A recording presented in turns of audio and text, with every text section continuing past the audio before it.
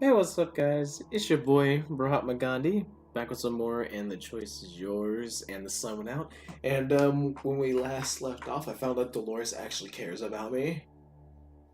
Maybe I can turn that into love. No, no, no! Maybe I can. No. Who knows? I do! Who knows? But it's probably not possible. I will try, but I don't know. I will try. But yeah, now we are speaking to some bodyguards in Italy who seem to be part of the 100-day group. So I'm playing along as if like, oh, Santiago's the savior of everyone. But yeah, I don't know. Maybe they're on the side with Jonathan, you know, and we're about to get fucked. But we're going to be leaving Italy very soon, very quickly actually. It's surprisingly quick, and we're going to I believe Egypt to talk with Yumi probably. But yeah, let's get right back into it.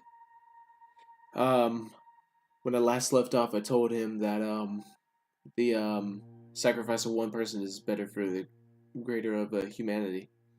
So he nodded thoughtfully. That's very interesting. Then he tasered me. I'll get you, bitch! Oh, oh, Jesus! I knew I should have said murder is disgusting.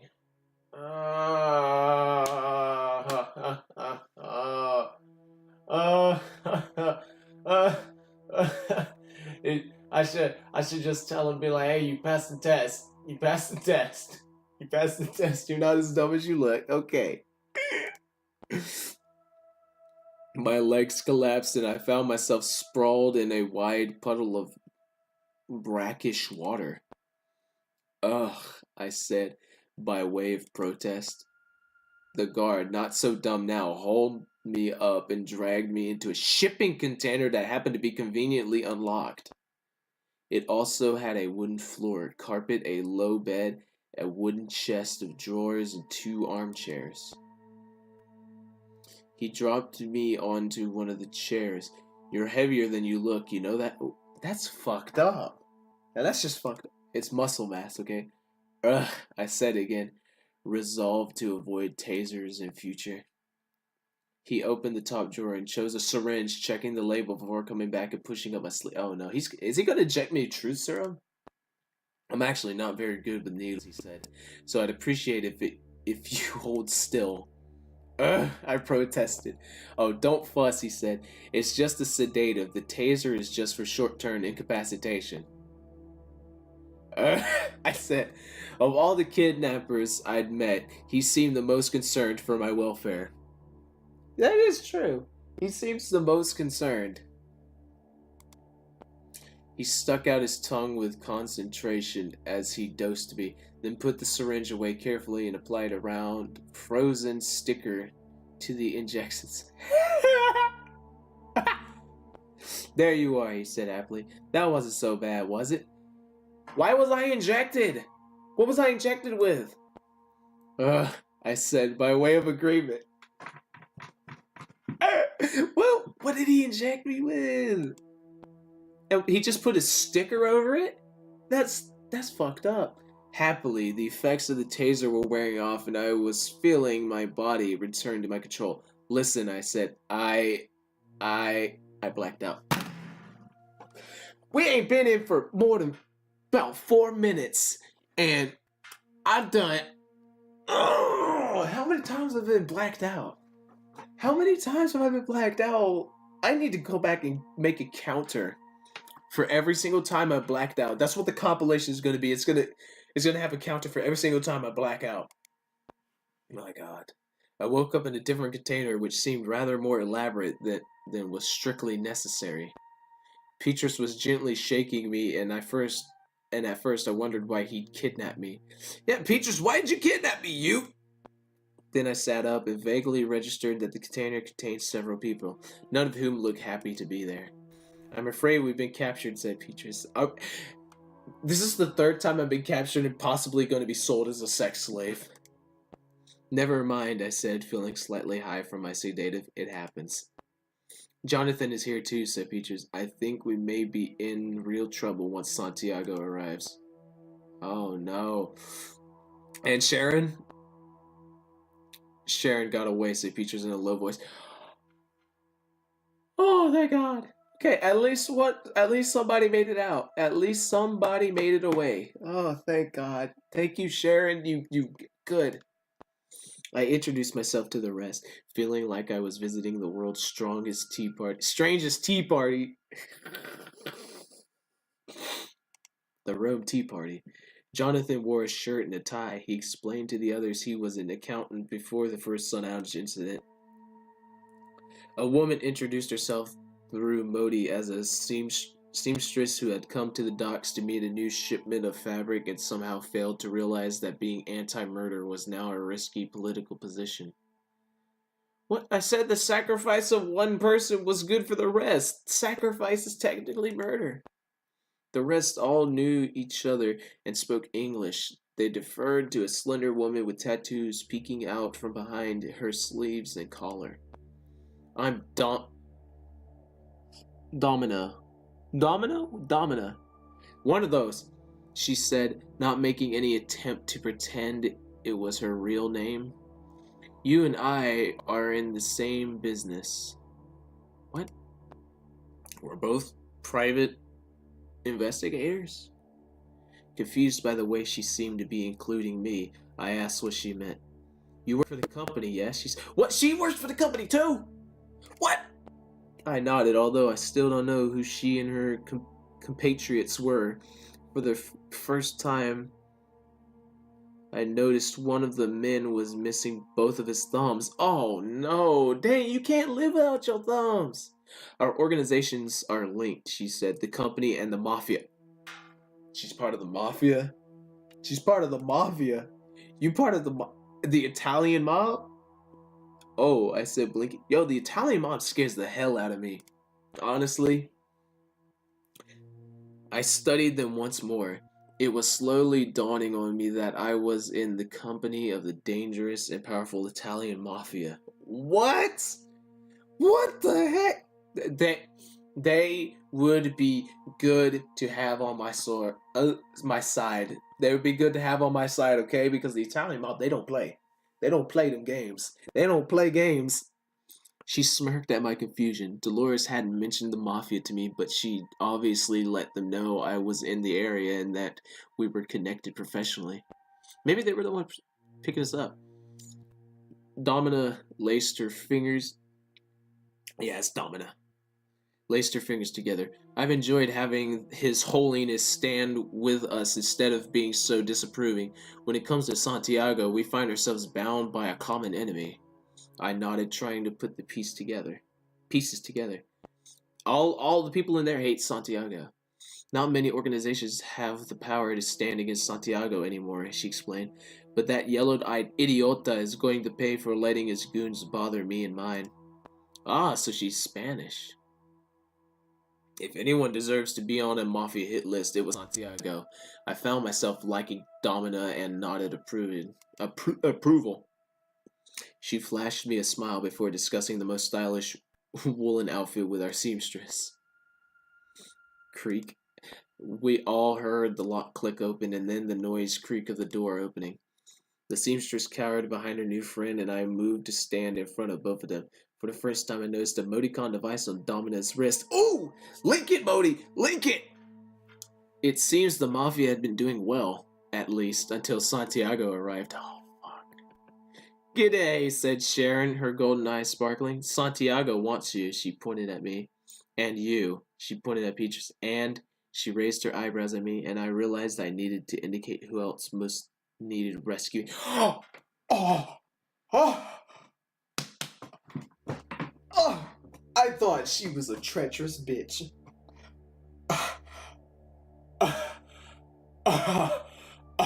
Domina! Domina! Sam! Domina!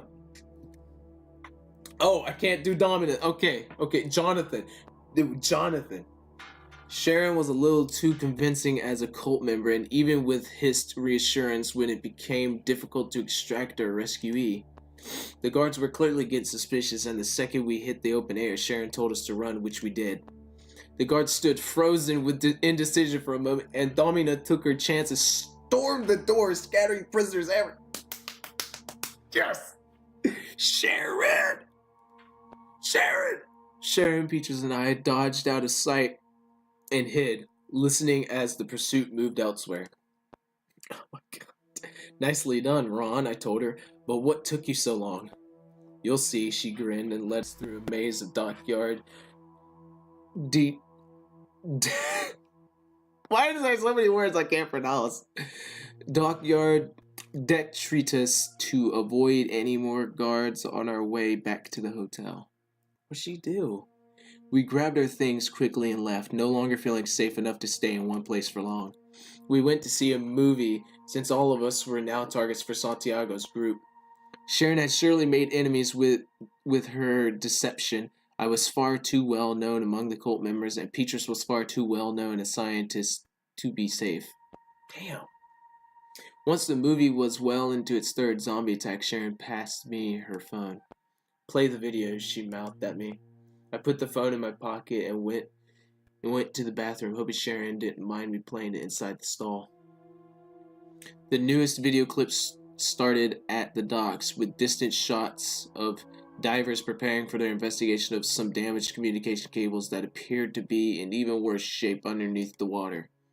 Nearby, a large camera crew set up their equipment and began filming. The film cut forward and a diver emerged from the water and was interviewed. Now much closer, as Sharon had evidently gained a better position.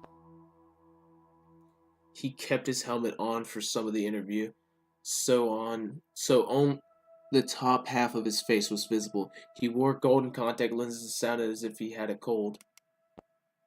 Thank you, the reporter gushed, moving his toothy grin closer to the camera as the diver left.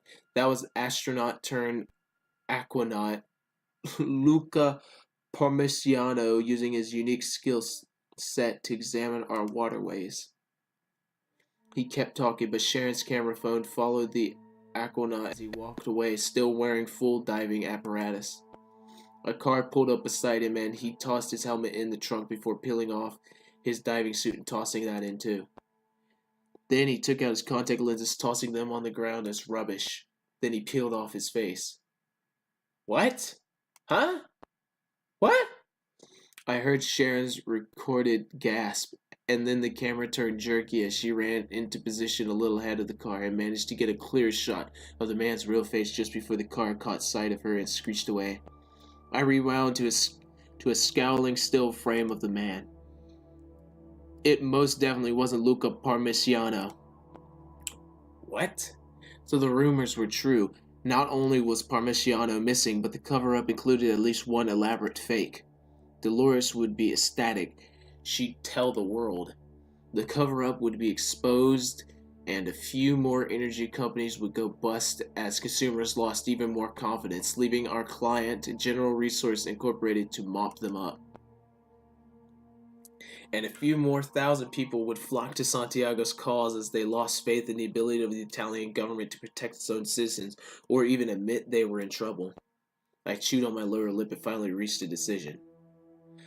Oh, no, send it to Dolores. No, she needs this. No, she needs it. The moment I stopped watching the film, I registered the real-world noise from the streets outside.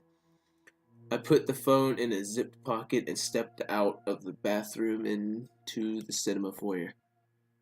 Outside the glass door was a mob chanting. For a moment, the noise was just noise, and I understood what they were saying. Victor, Victor, victorious. One or two glanced my way, and I realized the doors were locked and barred from the inside. The ticket sellers had already fled. The crowd turned sideways like one giant creature and pounded on the doors. I'd seen mob behavior before. There was no stopping them. We need to get the hell out of here. I ran back into the theater, running into Petrus and Sharon at the door. We have to get out of here, I gasped. This building is surrounded. You cannot avoid the crowd. Ah, there aren't any good hiding places, said Peaches gravely. In any case, a mob this side is likely to commit arson soon. You're the multidisciplinary scientist, I said desperately. I sure hope you've studied psychology because we need to figure out how to outwit a mob. He winced. There's only one way. Turn yourself in. Tell us, said Sharon. All right then, said Peaches. To stay safe, we have to join them. We need to know what's going on. That's all. Okay, but we stick together. Good luck, Peaches said gravely, shaking both of our hands. We all heard the sound of breaking glass in the foyer and took off in the opposite direction, aiming to get out of the rear entrance where our fake willingness to join the crowd would be more convincing. It was lucky we traveled light. We found a fire exit door propped open and a couple of people already inside, as if by accident. They looked dazed, as if they'd just woken up. Where's everyone going? Said Sharon. Sounded exciting. Is Santiago going to make a speech or something? Oh, said one of the people moving back outside as if pulled by a string. Yes, something. It's going to be wonderful. One of the others nodded vigorously. Today is going to change everything. There will be a light again, sighed a third. Santiago will save us, the first one said happily. He'll save us all. Today. Today, the others echoed. It will be the day again. What? Wonderful, said Peaches with what sounded like real warmth. We followed them outside. Some people were running outright, and the whole mob was moving quickly. I spotted dozens of individuals weeping with ecstasy. Today, huh? Perhaps this was the moment Victor Santiago was proven to be a fraud. This I had to see. Push forward to get a better view. Move slower than the rest so the crowd suddenly outpaces you. Push forward, man. Come on, we gotta know what the hell's happening. Someone registered Peaches' face and cried out in Italian. Peaches laughed delightedly as if it was all a wondrous joke. The person who'd recognized him frowned in confusion, but before she could say anything further, the crowd swept her away. Peaches had unconsciously slowed his steps, and he stumbled as someone ran into him. He visibly gathered himself, but it was too late. Around him, knots of people ran and walked and chanted and stumbled, and he couldn't get past them. Ron, I said, but she was already gone. I saw her blonde hair bobbing up and down with her steps far ahead. Go after Sharon. Fuck Peaches. It didn't even take me a second to decide. I was like, fuck Sharon. The crowd moved like one giant monster, with individual faces distorted by the irregular artificial streetlight under a black sky. I missed the sun. It had been such a long time I'd lost count of the numbers of days I spent in the dark. Sharon was sure to do something crazy and get herself in even more danger. Whatever she did this time, I wanted to be close by, just in case. I fixed my eyes on her blonde hair and tried to weave between people to get close. She was making a beeline for the stage. Of course she was. I hoped she knew what she was doing. Someone elbowed me right in the stomach and I yelped in pain, twisting away and stumbling over someone's legs. I fell, but the crowd held me up. When I had my feet under me again, I looked back towards the stage and saw no sign of Sharon. Oh, fuck. Listen for her voice. She probably chanting. Everywhere I looked, I saw flashes of golden eyes. Fortunately for me, things were moving so quickly that not everyone had found the time to buy new contact lenses, and there were a few people here and there who still had their own eye color. I wondered if there were innocent bystanders deliberately pretending they'd arrived at the plaza on purpose, or if Sharon and I were the only ones.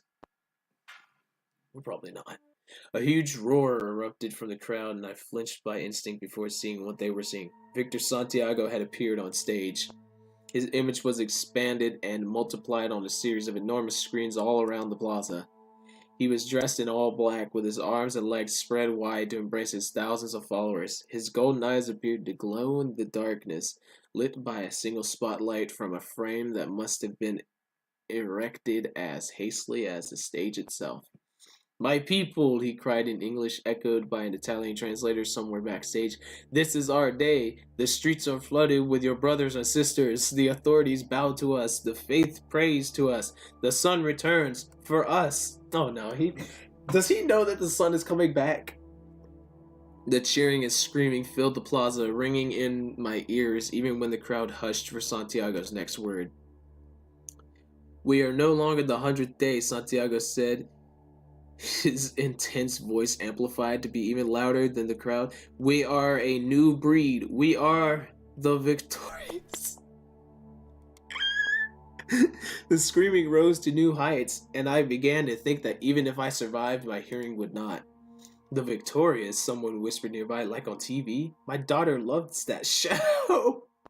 "Shut up," whispered someone else. I bit my lip hard to suppress a burst of hysterical laughter. A moment later, no one was laughing. Santiago stretched out his right arm, making his hand vanish in the blackness. He pulled back his hand, dragging a red-headed woman by the hair. "What are you about to do?" She collapsed at his feet, sobbing in terror. "No! No one else made us." "Oh, no!" "This woman is an unbeliever," said Santiago, staring straight out at the crowd as if daring anyone to disagree. The woman's sobs echoed around the plaza, amplified a million times over. Somebody better have a sniper trained at this dude, because he gonna kill her. The crowd barely breathed. With his left hand, Santiago drew a gun from a holster under his black jacket. Modi vibrated on my wrist, drawing my attention to his silent message. She's saying he's gonna kill her. "Teacher, Mr. Santiago is going to kill that woman." He updated again! He updated... Dang, he updated twice. I think I missed one of his updates. I dipped my head in a tiny nod. Shall I call the police to stop this, or Miss Domina and the Mafia? The police, they're not going to be able to do anything. Modi's display indicated that all I had to do was tap the right section of the screen to show my decision. We're calling Domina. I've sent a message and a video to Miss Domina's Modicon device. Her reply came up on Modi's screen almost instantly. "Under the circumstances, we'll give you a discount rate for his capture. 1 million euros. What? Don't you want him dead? I hesitated, knowing I was dealing with an organization that could easily rise up and take Santiago's place. Also, I wasn't sure my discretionary funds stretched that far. Teacher, do I tell her yes or say you need time to make arrangements? Say yes and pay her immediately. You need to drain several accounts. Tell her I need time to inform Dolores. Tell her I need time. Inform Dolores. No. But soon enough. Soon enough. Yes, teacher. Miss Montague says she will transfer the money directly. Okay. I think we've avoided the debt with the Mafia. We might avoid debt with Mafia. Because they don't play. It seems my decision was made. I tapped on Modi's screen to indicate that I understood. The money and even the Mafia wouldn't be enough. There was a woman on stage about to die and no one was close enough to save her. I wasn't close enough. Sharon was, though. But Modi was... Okay, never mind. Modi, I whispered, can you hack those big screens and write a message? Of course, teacher. Do it now. Write the message, Santiago, stop now, or we will end you. Translate it too. Hacking the screens now, teacher. Let's see if the threat works. My message appeared, one letter at a time on the screen. In seconds, it was all there in English, Italian, and Spanish. Santiago, stop now, or we will end you. The screen didn't show Santiago's image anymore, but I was close enough to the stage to see the fury on his face as he read my ultimatum. For a moment, I thought it might work, or at least buy me some time. Then Santiago shot the victim.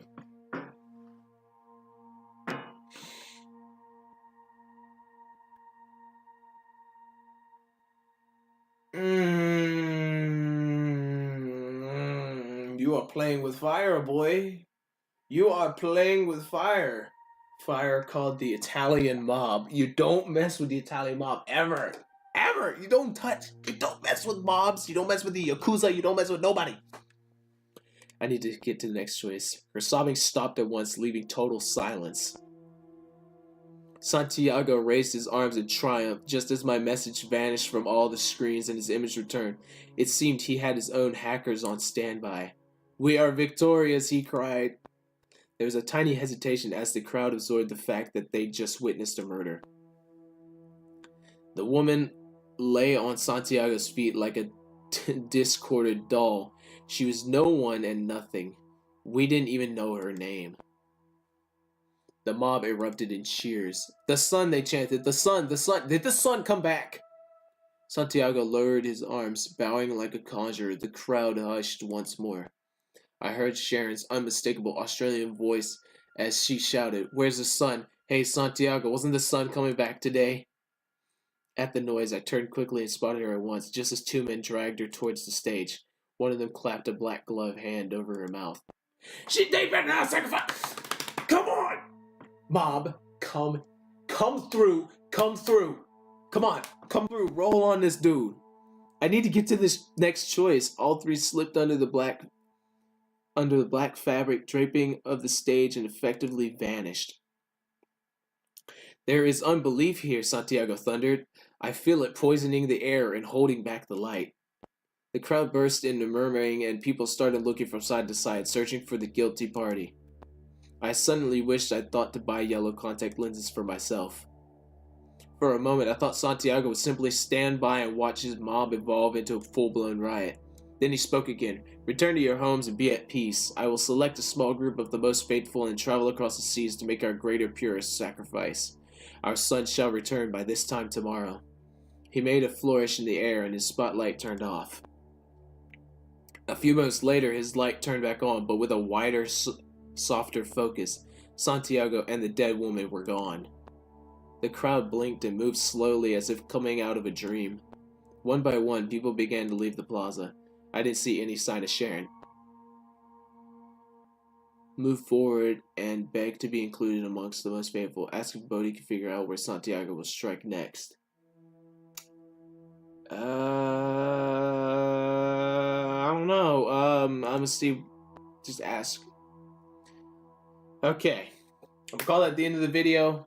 I will see you guys in the next video, and peace.